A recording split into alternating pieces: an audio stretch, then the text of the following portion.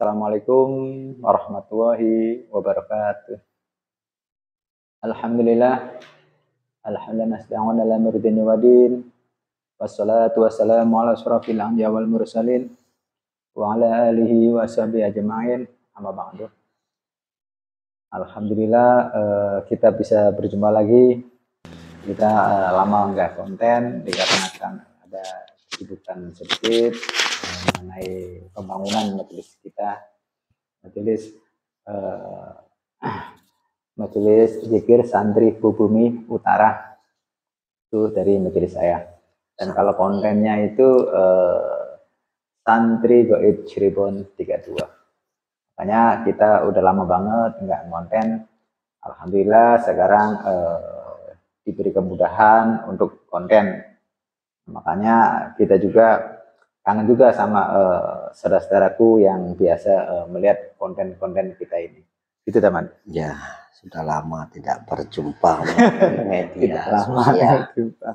Ya, semoga saja saudara-saudaraku sehat semuanya, diberi kemudahan hajat-hajatnya. Amin. Amin.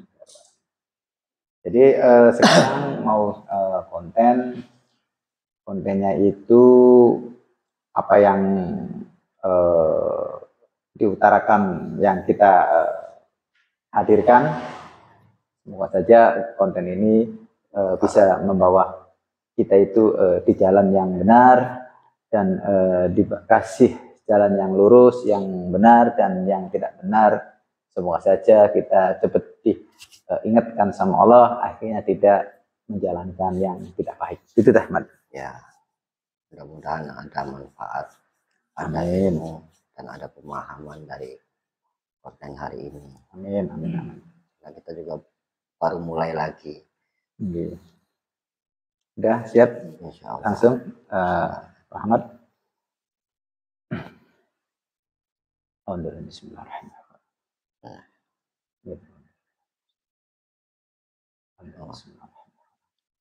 Assalamualaikum.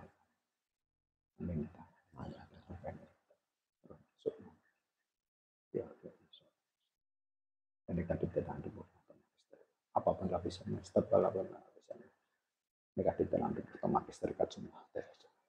Otomatis awal Allah masih terkunci.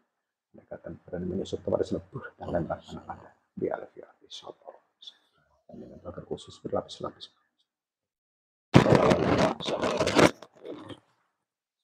Assalamualaikum warahmatullahi wabarakatuh. Semuanya. Bakar khusus berlapis-lapis.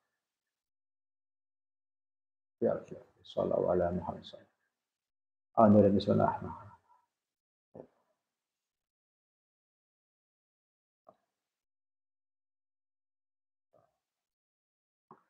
Allah sallallahu ya salawat salam alhamdulillah.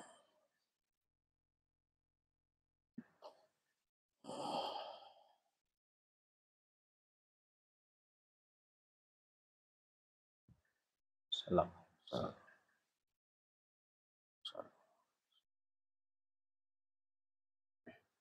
Assalamualaikum. Waalaikumsalam. Dari golongan apa, Ampura? Saya Roh. Dari golongan itu. Maaf kalau menghadirkan yang kurang sopan. Maaf yang sebesar-besarnya. Monggo, apa yang untuk syiar hari ini? Monggo. Alhamdulillahirabbil alamin. Telah diberikan kembali. Alhamdulillah bisa ketemu lagi. Ya, gitu ya. Gimana itu, sehat ya? Kami golongan Roh selalu sehat. Alhamdulillah. Monggo sesuai tugas dari guru kita.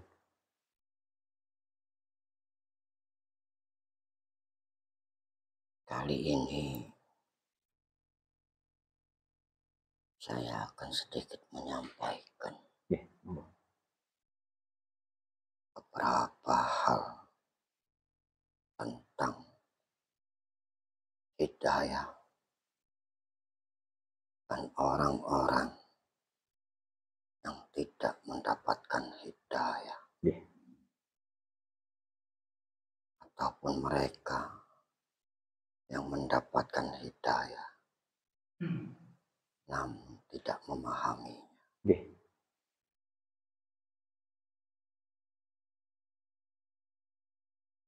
Hidayah adalah sebuah karunia yang diberikan Allah kepada manusia. Jalan di mana manusia akan dituntun padanya. Dan jalan itu berbagai macam caranya, berbagai macam bentuk, akan disesuaikan kemampuan dalam pemahaman manusia itu sendiri. Nggih.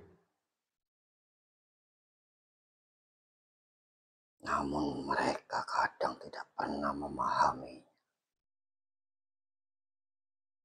dan malah tidak mengerti apa itu hidayah. Nggih.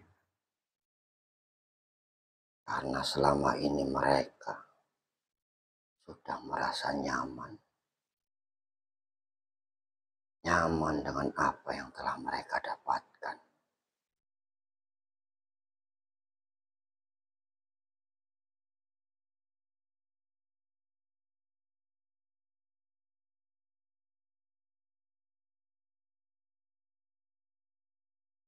Banyak sekali manusia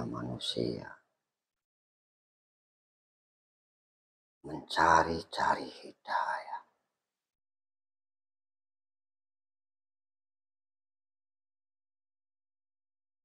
namun mereka tidak memahami hidayah, karunia yang diberikan oleh Allah kepada manusia.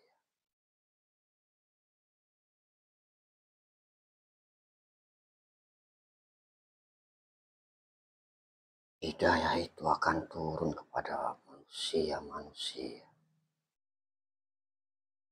yang benar-benar ingin mendekatkan diri kepada Allah, yang benar-benar ingin memperbaiki diri, membersihkan hati.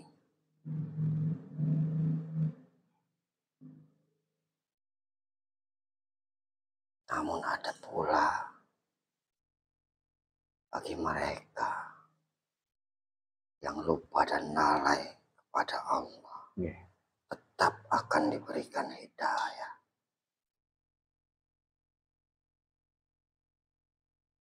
Namun memang ada sebagian manusia yang tidak akan diberi hidayah sedikit. Seperti gimana orang yang nggak dapat hidayah sedikit gitu, Ampun. Mereka golongan-golongan yang tidak mendapatkan hidayah dari Allah. Mereka yang telah menyekutukan Allah dengan yang lain.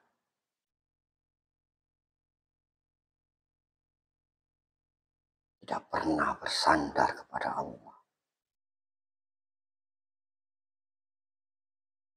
Dia mengenal Allah,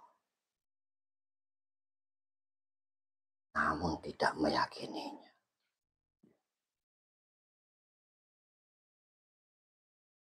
Bagaimana bisa bersandar, yakin saja tidak.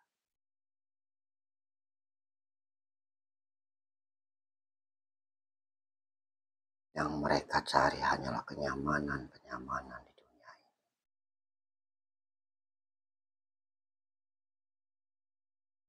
Itulah mereka yang tidak akan mendapatkan hidayah. Karena hanya ingin merasakan nyaman hidup di dunia. Dan Allah mengabulkannya.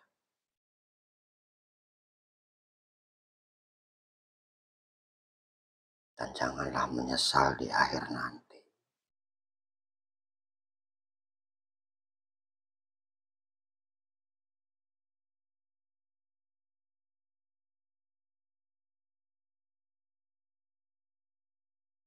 Dan ada golongan lagi mereka yang tidak mendapatkan hidayah.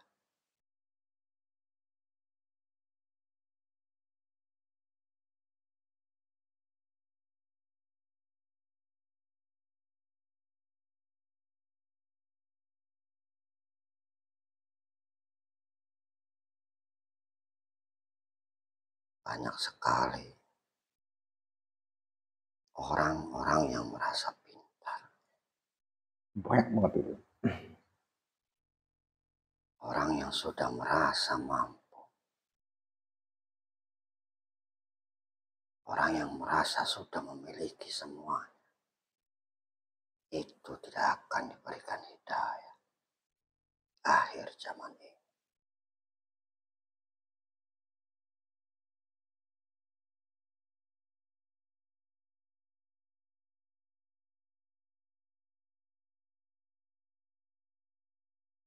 Maka dari itu bagi kalian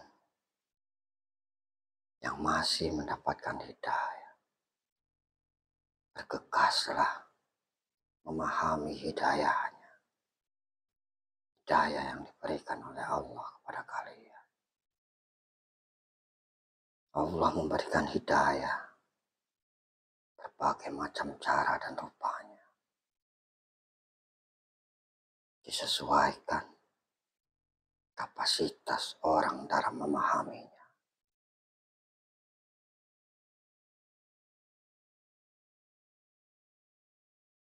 Namun ada sebagian orang diberi hidayah, namun tidak bisa memahami, dikarenakan hatinya terlalu tertumpuk dengan kotoran-kotoran.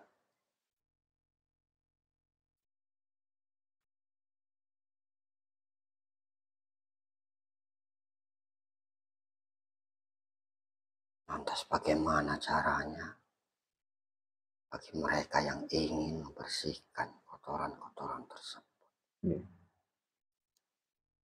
Sedangkan memahami saja tidak, dan tidak bisa, belum mampu memahami.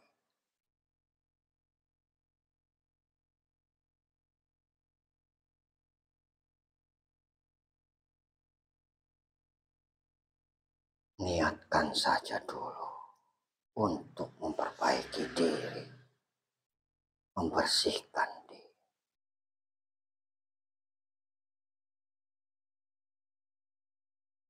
Dengan bersungguh-sungguh ingin membersihkan diri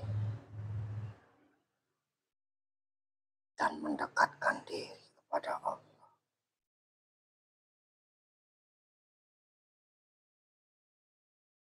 Dengan begitu,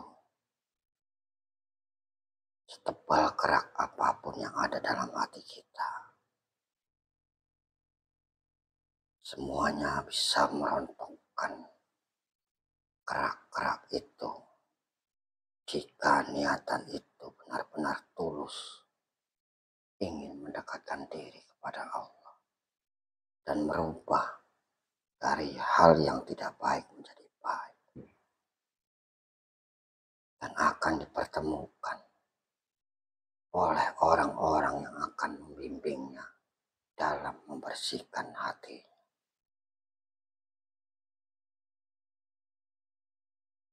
Kenapa harus dipertemukan dengan orang-orang yang harus bisa membimbingnya? Karena tidaklah mungkin manusia itu dapat membersihkan dirinya sendiri.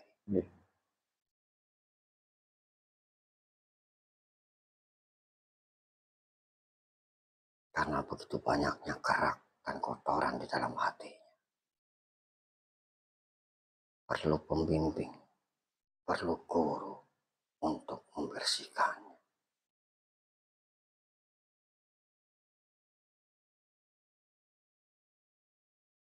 Sekali lagi niatkan dulu saja dengan tulus dan bersungguh-sungguh untuk memperbaiki diri. Meninggalkan apa yang sudah pernah dijalaninya. Perilaku, dalam menjalani kehidupan yang salah, benar-benar ingin ditinggalkan dan tidak akan melakukannya lagi.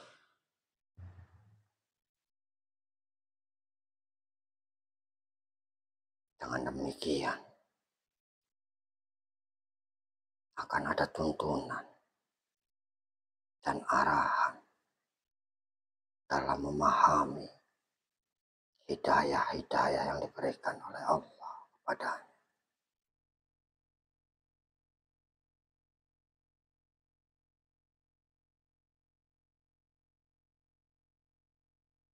Dan bagi mereka yang tidak mendapatkan hidayah dari Allah, diberitahu pun tidak akan memahami. Susah malah. Malah meremehkan dan mencemooh. Malah membantah juga. Dan bahkan menuduh orang yang memberikan dan arahan yang baik itu seolah-olah ingin merebut kenyamanan. Ya, itu banyak banget. Itulah ciri-ciri orang yang tidak mendapatkan hidayah. Pengennya dia yang benar gitu. Nah, karena sudah merasa nyaman, berarti itulah kebenaran sejatinya, kebenaran yang dia pahami.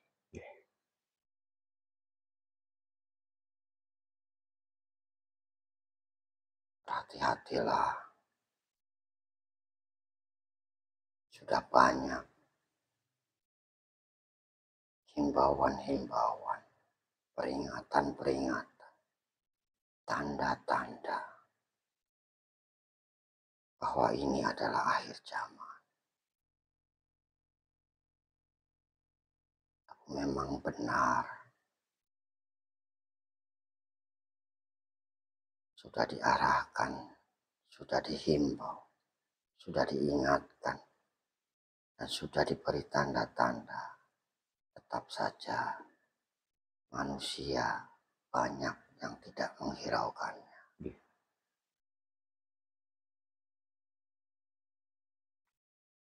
Itulah mereka yang tidak mendapatkan hidayah.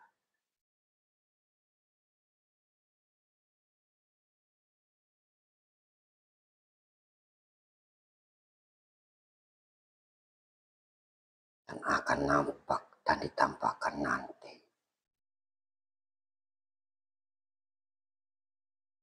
Di saat ditutupnya pintu hidayah kepada manusia.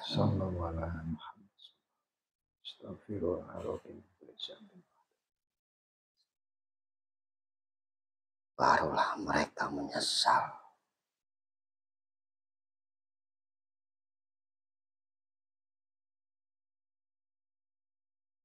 Dan penyesalan itu akan sia-sia. Karena pintu hidayah sudah ditutup. Yang termasuk orang-orang yang rugi ya?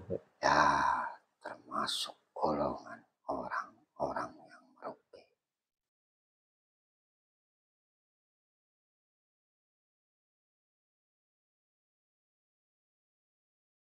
Dan bagi kalian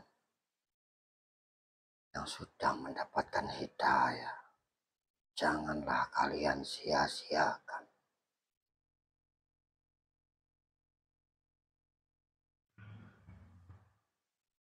Janganlah kalian lalai. Dan janganlah kalian dipusingkan dengan ujian-ujian yang Allah berikan.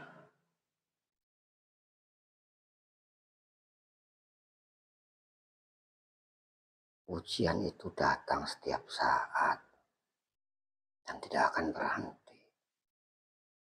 Maka dari itu tidak boleh dipusingkan. Tidak boleh dipikirkan. Karena ujian bukan untuk dipikirkan. Ujian itu diselesaikan. Jangan dihindari ya. Apalagi lari menghindari. Katanya daripada pusing lah, enak pergi jalan-jalan katanya. Sejauh manapun kalian pergi menghindari ujian ujian itu akan tetap ada dalam diri kalian. Yang ada akan menambah beban dan beban. Apakah dengan melarikan diri, pikiran kalian bisa tenang? Tidak.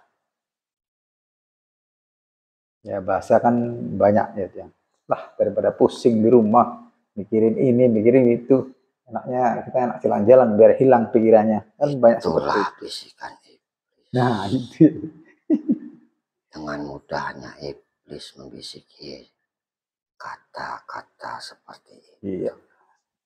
Dan manusia menuruti.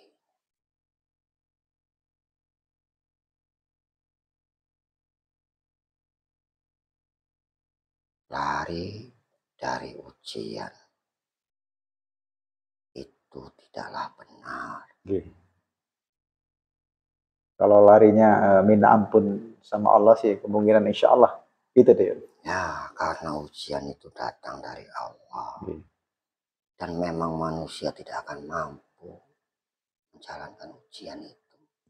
Jika manusia tersebut tidak memohon kemudahan, tidak memohon dibukakan pemahaman dalam ujian tersebut. Jika memang sudah merasa tidak mampu, memohon. Bukannya lari.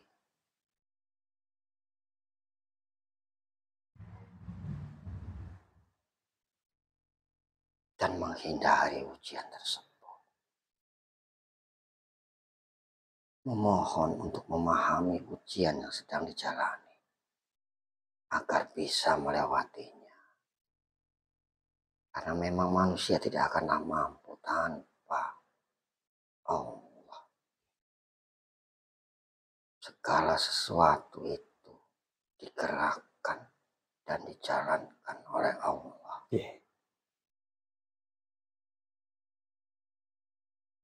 Ujian bisa selesai itu dari diri sendiri. Sejauh mana dia berserah diri kepada Allah. Yakin dengan Allah. Sebenarnya semua ujian itu sama. Tidak ada bedanya. Jika yang memahaminya. Mau ujian besar, ujian kecil. Itu sama. Hanya Allah. Allah dan Allah.